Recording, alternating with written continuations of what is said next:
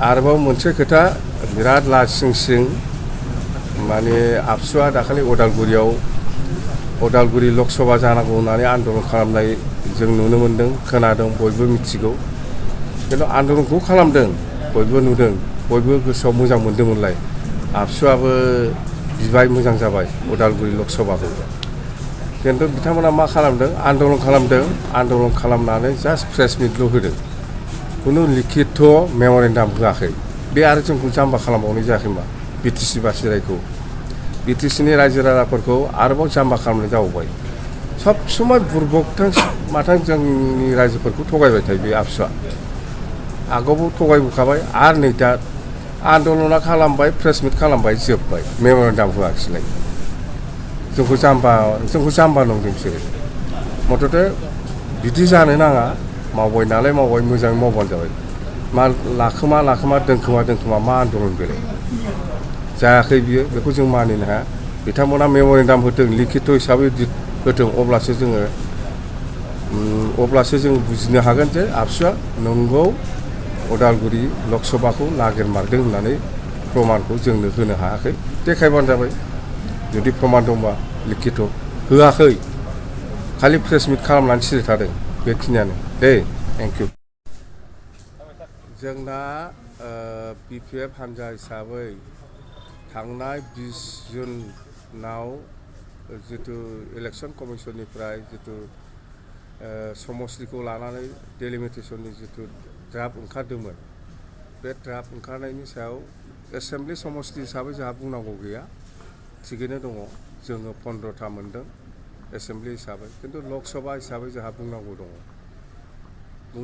माने जोङो 2003 सननि 10 फेब्रुवारियाव जितु सुक्ति खालामदोंमोन बे सुक्तिनि समावनो जोङो आसाम सरकार आरो भारत सरकारखौ बुंखानाय जादों दे नोंथांमोनहा बे सुक्तियावनो उदालगुरि आरो क'क्राझार लकसभाखौ बानायखानानै हरनांगौ होननानै खिन्थु बिथांमोना बेखौ होआखै नङा जों दा बेखौ होनो हाया इलेक्सन कमिसननि खोथा दं बिदि होननानै जेब्लानाखि आसामाव डेलिमिटेसन जागोन बे समाव जाहाथे जानो हायो उदालगुरि आरो क'क्राझार लकसभा बे हिसाबै सुक्तियाव लिरनानै हरखानाय दंमोन बे हिसाबै समय मथे 2007 समाव 2007आव मोनसे ड्राफ्टिंबो ओंखारबायमोन जे उदालगुरि मोनसे लकसभा आरो क'क्राझार मोनसे लकसभा खिन्थु दिनै गोदानै जितु थांनाय 20 जुनाव मोनसे ड्राफ्ट ओंखारदों बेवहाय जोंनि सेटिसफेक्सन बादि जायाखिसै जों लुबैनाय बादि जायाखिसै ओंखायनो बिनि हेंथायै जोङो थांनाय 1 थारिखनिफ्राय बिपिएफ हानजानिफ्राय आन्दलननि कार्यकुसि जों लादों गसाइगावआव 1 थारिखआव जानानै थांखांबाय आरो दिनै उदालगुरियाव खालि बिपिएफल' नङा बे धरनायाव गासिबो जाथि जनगोष्ठीनि मानसिफ्रा ओंखारजोबफादों आरो गासिबो दल संगठना दंफाजोबोमोन जों जोबोद गोजोननाय मोन्दों बे उदालगुरि आरो तामुलपुर जिल्लानि गासिबो जाथि जनगोष्ठीया जोंनि आन्दलनाव हेफाजाब होफैनायनि थाखाय आरोबाव मोनसे दुखुनांथाव खोथा जे आबसु आरो इउपिपिएलनि दैदेनगिरिफ्रा 20 थारिख जुनाव जेब्ला ड्राफ्टिंआ ओंखारो बे समाव बिथांमोना आबसु अफिस इउपिपिएल अफिसाव बमा गावनानै पार्टि जादों बिथांमोना बुंनानै लादों जे जों जेरै लुबैदों बेबादि जाबाय ड्राफ्टिंआ जों जेरै समस्ति लुबैदों बेबादि ओंखारबाय होननानै माने फुर्तिजोंनो बिराद बमा गावदों आरो दाउ अमा सिथारनानै जादों बिथांमोना थारमाने जों दिनै बेखौनो बुजियो जे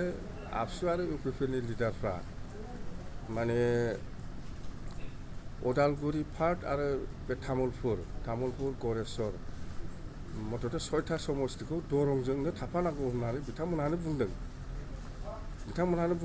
बिथांमोनहा बुंनानै लाखादों जे जों लुबैनाय बादि जाबाय दा जों बुजिनो बाखि गैला आबसु आरो इउपिपिएलनि लिडारफ्रानो प्रमद बर'नि लिडारशिपआव दिनै बे 6था समस्तिनि रायजो राजाफ्रा आरोबाव 25 बोसोर 30 बोसोर भिक्टिम जाबावनो थांगासिनो दं ओंखायनो जोङो बे जाहाथे जानो हाया बेनि थाखाय जोङो बिपिएफ हानजाया दिनै मोनफ्रोमबो जिल्लायाव बिनि हेंथायै जोङो आन्दलन खालामदों माने जोंनो उदालगुरि समस्ति मोनसे नांगौ गोदानै आरो मानसिफ्रा भुल बुजिनो नाङा 1 थारिखआव गसाइगाव धरनायाव जितु गसाइगाव जिल्लानि जितु मेम'रेन्डाम बेवहाय मोनसे भुल जादों गोरोन्थि जादों बेखौ जोङो दिनै गसाइगाव जिल्लाखौ बुंनानै बे गोरोन्थिखौ उइद्र' खालामनानै गोदानै मेम'रेन्डामखौ सिभिल एसटिआवनो होफिननाय जाबाय। नोंथांमोना दसे उनावनो हयथ' मिथिनो हागौ। मथथे एसटि हिसाबै गसाइगाव डिस्ट्रिक्ट बिपिएफनिफ्राय भुल क्रमे एसटि जानांगौ होननानै लिरना होदोंमोन बेखौ जोङो दिनै उइद्र' खालामहोबाय गसाइगाव जिल्लाखौ। बेखौ भुल बुजाबुजि जानो नाङा। मथथे जोंना समस्ति जानांगौ अदालगुरि। बेहाय एसटि बा एससि बा अबिसिनि खोथा गैया। मथथे जोंनो अदालगुरि हिसाबै मोनसे लकसभा समस्ति जोंनो नांगौ। बियो जेनेरेलानोखा, जिहेतु मंगलदैयाबो जेनेरेलमोन। आरो बोरै एसटि जानो? एसटि सिटआ बारायाखै आसामाव। आगोलाव जेरै दङ एरैनो। बे हिसाबै बे जेनेरेल जाखागोन। बेहाय जोंनि मानसिफ्रा भुल बुजिनो नाङा। दा बेफोरनो दा जोङो बारे बारे जों ओंखायनो खावलायदों आबसुनि लिडारफोरखौ बा इउपिपिएलनि लिडारफोरखौ बा इउपिपिएल सरकारखौ, बिथांमोनहा गोसो जाबा माने पार्टियाव डिसिसन लानानै सरकाराव डिसिसन लानानै थाबैनो जुदि इलेक्सन कमिसननो हरोब्ला निस्सय बियो अदालगुरि समस्तिया निस्सय जों मोननो हागोन। खिन्थु बिथांमोनहा बरायबायसो, दाउ अमासो जाबाय। बोरै दिनै माने बिथांमोना अदालगुरि समस्ति नांगौ होननानै लिरनो। दानो जों बेवहायनो बुजिबाय जे प्रमद बर'आ आरोबाव जोंनि बे बिटिसि बाखि रायजोफोरखौ आरोबाव खेबसेबाव फानबावबाय। आगोलावथ' फानखाबाय सक्तिनि दारै। आरोबाव दा लकसभानि खेथ्रआवबो प्रमद बर'आ सेस खालामबाय बे बिटिसि बाखि रायखौ, बिटिसिनि रायजो राजाफोरखौ।